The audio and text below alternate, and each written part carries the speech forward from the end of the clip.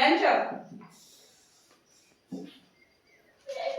ଆସ କେମିତି ଆସ ଏଇଠି। ଏଇଟା କଣ ତମ ଶରୀରର? ସମସ୍ତେ ଏଇଟା କଣ ତମ ଶରୀରର? ଏଇଟା ତମ ଆଖି। ହଁ ତାପରେ କଣ କଣ ଅଛି ତମ ଶରୀର ଅଂଶ କୁହ?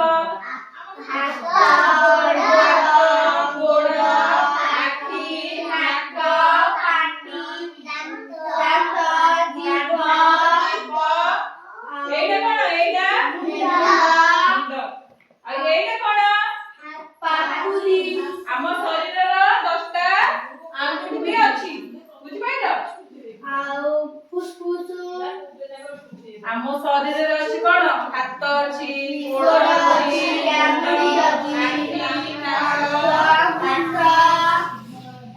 ହାତକୁ କଣ କୁହାଯାଏ? ଗୋଡ଼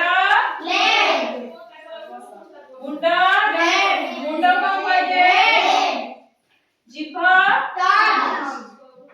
ଆଙ୍ଗୁଠି ଫିଙ୍ଗର ମାନେ କଣ?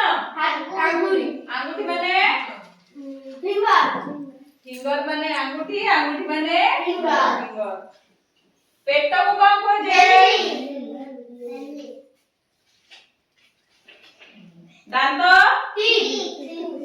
ଟିଥ୍ କୁହାଯାଏ। ଟିଥ୍ ମାନେ କଣ?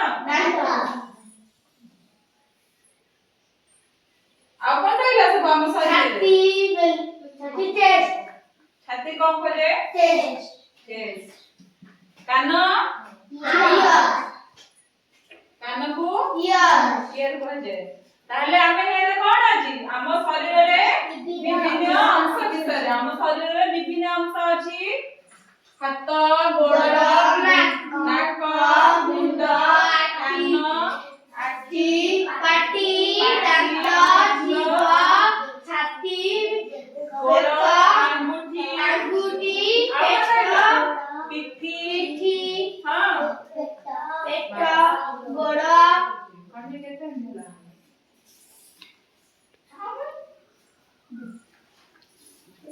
ତାହେଲେ ଜାଣିଲେ ଭଲ ଲାଗିଲା ସବୁ? ଭଲ ଲାଗିଛି? ଆଜି ଆମେ କଣ ପଢିଲେ? ଆମେ ପଢିଲେ ଆଜି ଶରୀରର ବିଭିନ୍ନ ଅଂଶ ବିଷୟରେ ଜାଣିଲେ। ଜାଣିଲେ ଭଲ ଲାଗିଲା?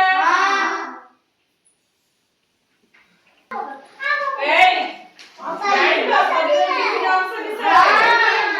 ବିଭିନ୍ନ ଅଂଶ ବିଷୟରେ ଜାଣିଲ? ତମେ ଛିଡ଼ା ହେଇ କହିଲ ତମ ଶରୀରରେ କି କି ଅଂଶ ଅଛି? ଛିଡ଼ା ହୁଅ। ଛିଡ଼ା ହୁଅ। କୁହ ତମ ଶରୀରରେ କି କି ଅଂଶ ଅଛି କୁହ? ହାତ, ନାକ, ପାଟି, ଦାନ୍ତ, ଗୋଡ଼, ତାପରେ କଣ? ତାପରେ ମୁଣ୍ଡ କି କାମ କରେ? କି କାମ କରେ? ତମ ହାତ କି କାମ କରେ ଶରୀରରେ? ଖାଇପାରେ, କାମ କରିପାରେ। ତାହେଲେ ଆମେ କଣ ଜାଣିଲେ? ଆମେ ଜାଣିଲେ ଶରୀରର ବିଭିନ୍ନ ଅଂଶ ବିଷୟରେ ଆମେ ପଢିଲେ। ଭଲ ଲାଗିଛି?